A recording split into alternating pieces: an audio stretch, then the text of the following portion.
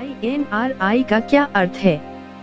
यूहन्ना 19:19 कहता है, पिलातुस ने एक नोटिस तैयार किया और उसे क्रूस पर लटका दिया। उसमें लिखा था, नासरत का यीशु, यहूदियों का राजा। यूहन्ना 19:20 कहता है, यह चिन्ह बहुत यहूदियों ने पढ़ा, क्योंकि वह स्थान जहां यीशु क्रूस पर चढ़ाया गया था, नगर के पास था, और वह चिन्ह अरामी, लतीनी और यूनानी में लिखा हुआ था। आज कई बार जब यीशु के क्रूस को प्रदर्शित किया जाता है, तो INRI अक्षर को क्रूस के ऊपर चिन्ह के रूप में लगाया जाता है।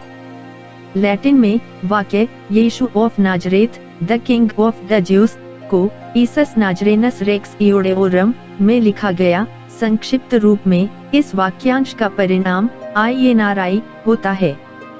यह संभावना नहीं है कि INRI अक्षर वास्तव में उस चिन्ह पर थे जिसे पिलातुस ने यीशु के सिर पर रखा था, जैसा कि यूहन्ना 19:20 विशेष रूप से बताता है कि चिन्ह अरामाई, ग्रीक और लैटिन में लिखा गया था।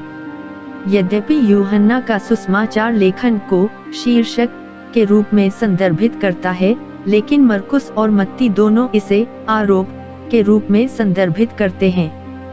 यह उन व्यक्तियों के सिर पर स्थापित करने के लिए प्रथागत था, जिनके लिए उन्होंने अपराध किया था, और पीड़ित का नाम क्रूस पर चढ़ाया जाता था। पिलातुस ने जिस आरोप पर यीशु की निंदा की थी, वह उसका यहूदियों का राजा होने का दावा था। विडंबना यह है कि जिस अपराध के लिए यीशु को सूली पर चढ़ाया गया था, वह कोई अपराध नहीं है, बल्कि एक बिल्कुल सही कथन है। यीशु न केवल यहूदियों का राजा है, वह सबका राजा है, राजाओं का राजा और प्रभुओं का प्रभु। वह पूरे ब्रह्मांड और उसके सभी निवासियों पर राजा है, और यह उसका अपना कोई अपराध नहीं था जिसे क्रूस पर चढ़ाया गया था। यह उन सभी के अपराध, पाप थे जो कभी भी उद्धार के लिए उस पर अपना विश्वास रखेंगे। उसने विधियों का वह लेख जो हमारे नाम पर था मिटा डाला, और क्रूस पर कीलों से जड़कर सामने से हटा दिया है।